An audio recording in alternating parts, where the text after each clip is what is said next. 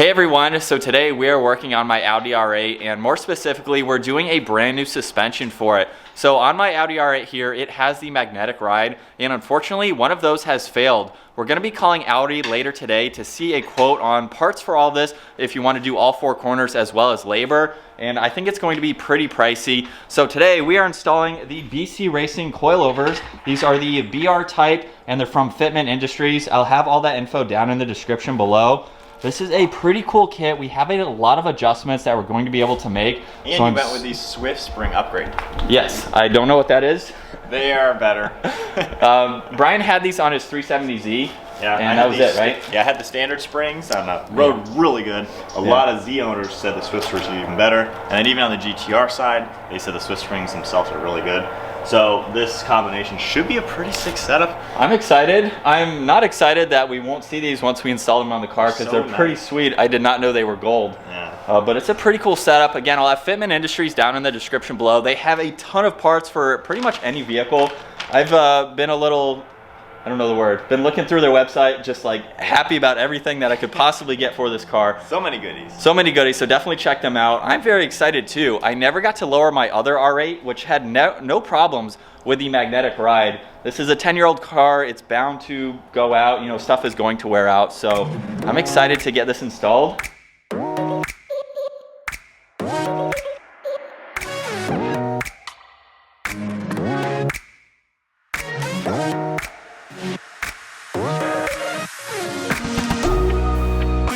So it's taken us about 15 minutes to get to this stage here, and we found out that both front struts are actually leaking. So if you can see, this one is not as bad as the passenger side. I'm not sure if the camera's gonna pick that up because everything is black, but you can see kind of all that grease in there in the bottom. Up there as well. Up there, yeah.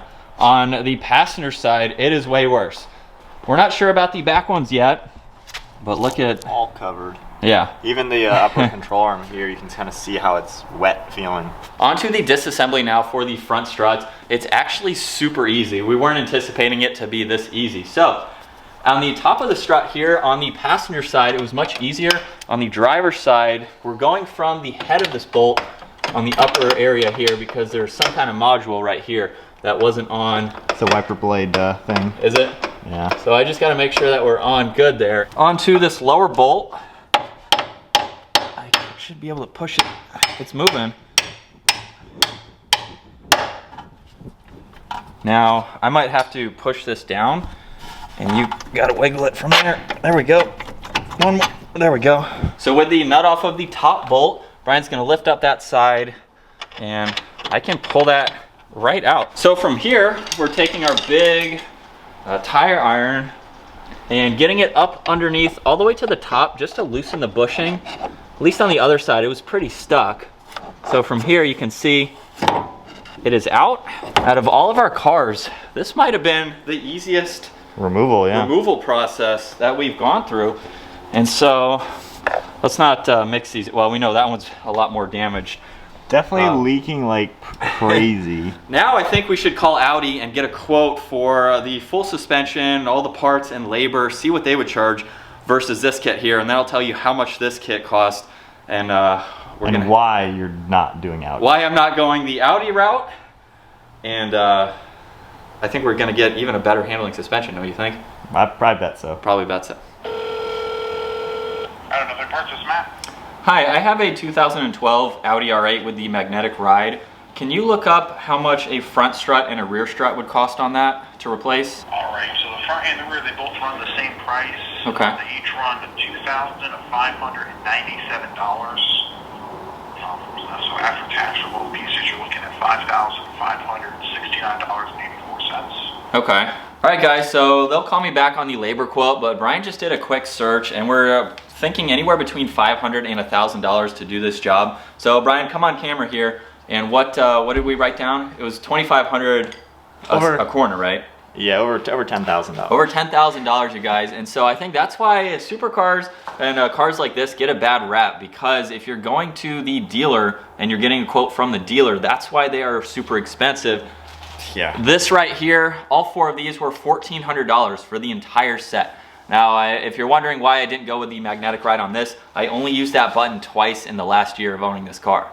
So Yeah. I really didn't notice a difference with the mag ride. Doesn't make that big of a difference compared to like the GTR or the Supra I had. Yeah. Like, and there are more expensive versions of these, but based on my experience, Yeah. they were great. And you could get some coilovers for $5,000 for a whole set, but still, that's already half price. And doing it yourself is going to save you at least, let's just say, $1,000. We've only been at this It's not been long. 2 hours. Yeah. Plus the phone call there. I cannot for the life of me. I could never spend $10,000. No, I mean, you guys, these are going to ride just as good, and we have Probably more better. Probably better, and we have more adjustments. So when I get my new wheels, we are going to slam this car. Yes, so we have damping adjustment. It's all manual, so there's no electronic controls. Yep. Spring rate, which is already preset from BC. We're not going to mess with that for now. Damping is super easy with the twist of this upper dial, and then ride height is down here. We'll show you that later in today's video. But yeah, $1,400 or over 10,000. Over 10 grand.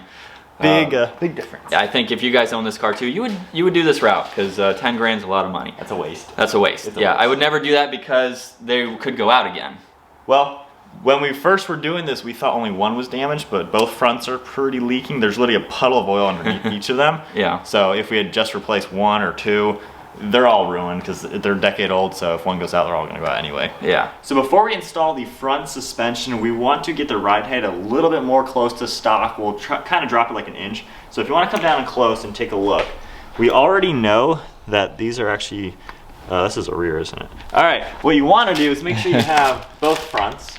So, as you'll notice, the spring rate is identical from BC, like I mentioned. These black plates lined up, same with here. So that's all the same, and we've checked out the clicks. There's 30 different adjustments for here. They're both at 15. So we're not touching that yet. Ride height is the first thing we want to get squared away. So ride height is down here. What you're going to want to do to get there, you take your bigger tool that the kit comes with. We'll put that on this one here, and then we just need to loosen this so we can actually start spinning it. So just kind of push down a little bit and then loosen this lock collar. And from there, I'm just gonna spin this down, and we wanna get these the exact same ride height level. And to compare, we're gonna get them a little bit lower than what factory is. So And I was just gonna say real quick, the reason that I'm trying to stay as close to stock is I don't want to get on alignment just yet. When my new wheels arrive, then we can start playing with the lowering adjustments and then get an alignment. So I don't want to do 2 alignments in a span of 2 or 3 months here. for today's video, we'll lower it and show it cool, and then we'll put it to stock later. But just so I can ride around and not really worry about any wear. yeah. So just to kind of give me an idea of where we're looking, we want these to be identical to themselves. So we'll measure it like this. But Is this what you did on the Z? no, on the Z, I had no clue what I was doing. I was adjusting spring rate to do ride height. They were all jacked up until, thankfully, some of you guys commented and told me what I was doing. And then I got it all dialed in. So, you know, we'll just kind of hand loosen them. That's about an inch lower than stock. So let's get these leaking $5,000 shocks out of my way. I don't know what I'm gonna do with those. Anybody wants them? If you want to try to rebuild them, I don't think they're rebuildable, but anybody needs them or wants them, has a use for them, let me know. Yeah, that's crazy. Because I think they're just going to sit in the closet. And then I'm just gonna use these 2x4s to measure how far we are. So we're at 16.5 on that side and almost 17 here. So just fine tune it and get them squared away. And then once they're squared away, just tighten this one all the way down, and then we can install them. So we did the passenger side, and it's a lot easier to put this in than it is to take the factory one out. That, and it's a little bit smaller too. So now we can put the top bolt in, which Brian has. Can you see it from that? Yeah, you guys can't see it, but there's a hole up there. I can just feed my hand through. If you want to hold this plastic up. Yeah. Am I lined up? Come towards you. There we go. And now for the rear bolt, we might need the jack like we did on the other side. It's a lot closer than the other side. All right, there we go. So those are on. Now we just have to tighten these up. We can put the inner fender line inner fender liner on and button up the front, and we are on to the rears.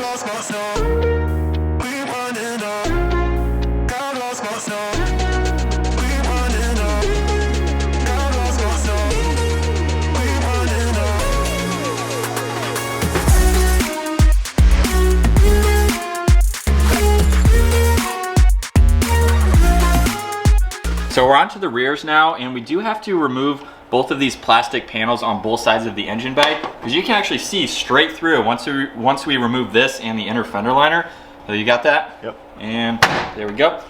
So I can remove that. We had to move the oil cap there to get this out. So with the fender liner out, this is pretty much like we just did up front. It's literally a bolt up top and then a bolt down below. Only difference is sway bar end link right there is also attached to it. So this is basically just a bunch of really hardened plastic, and there's no good way to do this other than just start pulling. And it's always easier the second time around, isn't it? Yeah. And I can take this piece, pop that off. Oops. I don't want to remove this one though, that I just did, so that's no fun. I didn't want to remove that. Actually, we should have done that on the other side. Yeah? Would have been easier. What is it stuck on? Oh, there we go. Yeah. There's all right. Corrugated plastic. So now we're pushing down. Yeah. Ready? Yeah. Tell me if the nut's moving there. This bottom bolt is a little bit more tricky, and so it never hurts to have extra leverage to slowly loosen that nut. So with taking the magnetic ride out with all these clips here, I will have a light on my dash. Now there is a kit that I can hook up to that one that you see hanging by itself to make that light disappear. I don't have that at the moment, but again, it's just a light that we know why it's on. So the rears, as Brian has looked at the other one too, they're actually not in bad shape. Yeah, there's no oil or anything on them. They're pretty dry.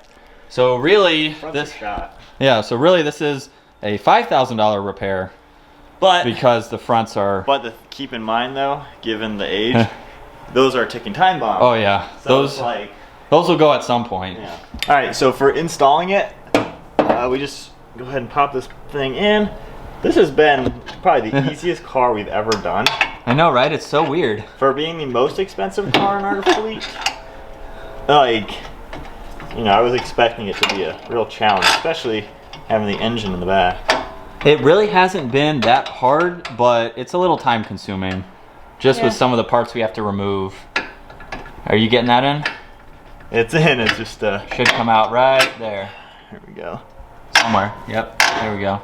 And then, being that these are about an inch shorter the way I measured them, we want to lift it up a little bit so we can line up the sway bar end link.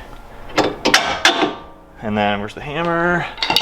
That might take a hammer too. Alright, there we go. Yep, so that's the bottom bolt. And then from there, we'll just lower this control arm a little bit. And line it up. So we got all the bolts in, everything else is buttoned up. Now let's go ahead and get this on the ground. And with the car on the ground now, this is our first adjustment, as you saw earlier in this video, trying to get the car as close to stock as we can. Now I did not take measurements of the front, but I did measurements in the rear, and we are pretty much at the stock height. We're gonna go ahead and raise up the front. I'm not sure if you can tell, but it's definitely about an inch lower, even though we forgot to measure. When you have your flush wheels, yeah, we're like right at the edge. So this is the fitment we're gonna want once with proper wheels. Yeah, so we're gonna raise up. Pretty low. Yeah, so we're gonna raise up the front so that way I don't have to worry about an alignment for a little bit until those wheels get in. And so I think it's looking pretty good. It's definitely going to look really good when we can lower it back down to that ride height. We have like 3 inches of adjustment, I think. Yeah, I know. And so it's gonna look so sick. It's really hard to tell right now, obviously, but let's just get a zoomed in picture here so you can see that fitment.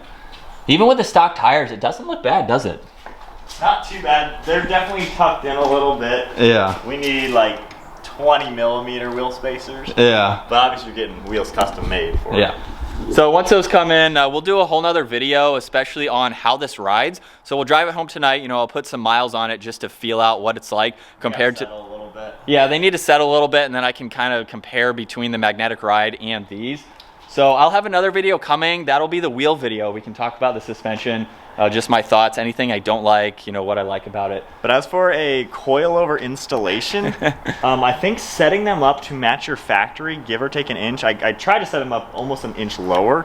The rear needs to settle, so it probably will lower a little bit. Yeah, we'll let it settle, and then we'll I think the front got there, so that's kind of how you should get them to where you can install them to where everything's even, because I screwed up on my Z. Like, they were so jacked up until I figured it out. Yeah. And then, yeah, we'll show you more of the adjustments in the wheel video. But easy install. It wasn't that bad. Wasn't bad. About 6 hours of work. Really wasn't all that bad. All the tools that we showed you are basic hand tools. So for a car like this, it's really not all that bad. And I saved, what, over 7 grand by not going with OEM. You lost the magnetic ride, yes. I lost the mag ride. But if you never used it and it's not that big of a difference, it's not a huge deal to me. Yeah. But I think that's gonna wrap it up, you guys. I'm super excited for my wheels to get in. We can lower this and continue customizing this thing. yeah, I've done a lot to this. I haven't even owned it a year yet, and it's looking pretty good. So I hope you guys enjoyed today's video. Give it a huge thumbs up, smash that subscribe button. Again, check out Fitment Industries. I'll have that info down in the description below. We'll see you guys in the next video.